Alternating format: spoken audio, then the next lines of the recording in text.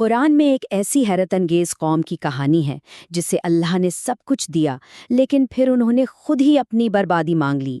یہ کہانی صرف ماضی کا قصہ نہیں بلکہ ایک آفاقی اصول انصاف اور ہمارے سب سے بڑے دشمن کی چالوں کو سمجھنے کا ایک ذریعہ ہے۔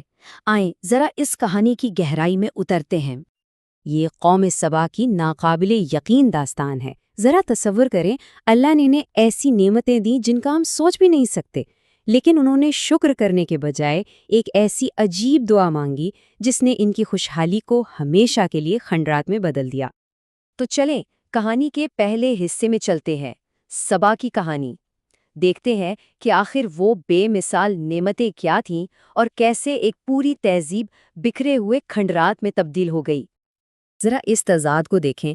ایک طرف تو اللہ کا فضل تھا کہ یمن سے بیت المقدس تک محفوظ اور آسان راستے تھے، جہاں سفر میں نہ کوئی خوف تھا نہ کوئی خطرہ، اور دوسری طرف ان کی اپنی دعا سنیے کہ اے رب ان راستوں کو لمبا اور مشکل بنا دے۔ یہ صرف ایک عجیب خواہش نہیں تھی، یہ ان کے روحانی زوال کا کھلا ثبوت تھا۔ تو پھر انجام کیا ہوا؟ تباہی۔ اللہ نے انہیں ایک سیلاب میں ایسا بکھیرا کہ ان کا نام و نشان مٹ گیا اور وہ صرف کہانیوں اور مثالوں میں رہ گئے۔ قرآن کہتا ہے کہ ان کے انجام میں ہر اس شخص کے لیے گہری نشانیاں ہیں جو صبر اور شکر کرنا جانتا ہے۔ قوم سبا کا زوال ہمیں ایک بہت اہم سوال کی طرف لاتا ہے کہ اگر ناشکری قوموں کو تباہ کرتی ہے تو وہ کون سا اصول ہے جو انہیں قائم رکھتا ہے؟ اس کا جواب ہے انصاف۔ یہ وہ الہی معیار ہے جو کسی بھی معاشرے کی بنیاد ہوتا ہے۔ قرآن اس کے لیے خاص لفظ استعمال کرتا ہے، قسط۔ اب یہ قسط ہے کیا؟ اس کا مطلب ہے مطلق، غیر جانبدار انصاف۔ ایسا انصاف جس میں ذاتی مفاد یا تعصب کی کوئی ملاوٹ نہ ہو۔ یہ کوئی انسانی قانون نہیں، یہ اللہ کی اپنی صفت ہے۔ وہ خود قائم بالقسط ہے، یعنی انصاف پر قائم رہنے والا، اور اسی اصول پر یہ پوری کائنات چل رہی ہے۔ اور یہ کوئی عام انصاف نہیں ہے۔ قرآن کا مطالبہ ہر ذاتی تعلق اور ہر تعصب سے بالاتر ہے۔ ذرا سوچئے، کیا کوئی اپنے والدین یا اپنے قریبی رشتہ داروں کے خلاف گواہی دے سکتا ہے؟ کیا کوئی اپنے بدترین دشمن کے حق میں فیصلہ کر سکتا ہے؟ اسلام کا معیار انصاف یہی ہے۔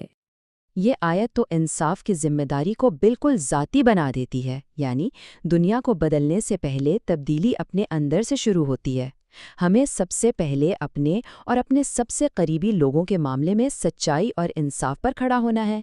یہاں انصاف کا معیار اپنی انتہا کو پہنچ جاتا ہے۔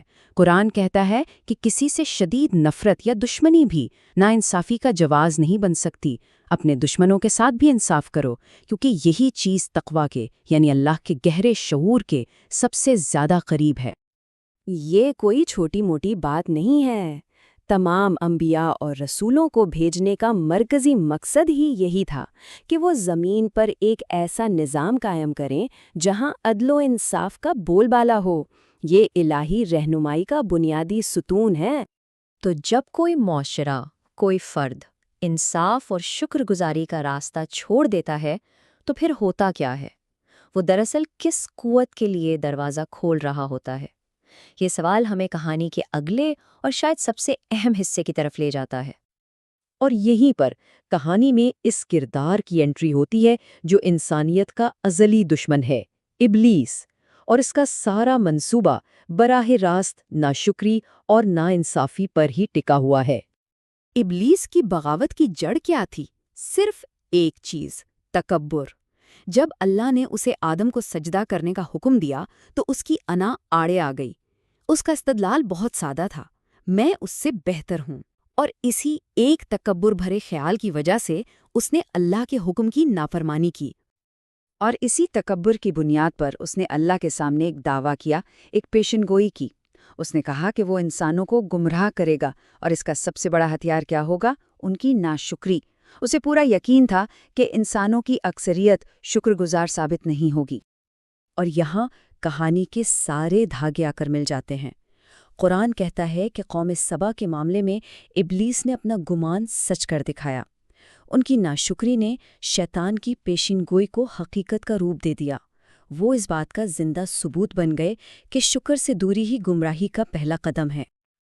اب ہم کہانی کے بالکل آخر میں پہنچتے ہیں، ایک ایسا منظر جو قیامت کے دن پیش آئے گا، جہاں ابلیس اپنے تمام پیروکاروں سے آخری بار خطاب کرے گا۔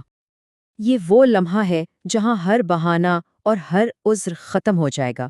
شیطان صاف صاف کہے گا، میرا تم پر کوئی زور نہیں تھا، کوئی اختیار نہیں تھا، میں نے تو صرف ایک دعوت دی تھی اور تم نے اسے قبول کر لیا۔